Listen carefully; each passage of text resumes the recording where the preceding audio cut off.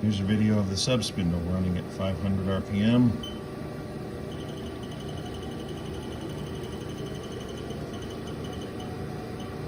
There's 1,000 RPM.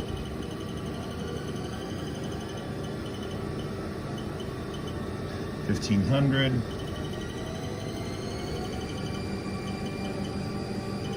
$2,000.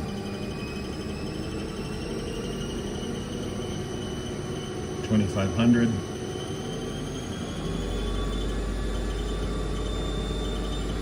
$3,000. $3,500.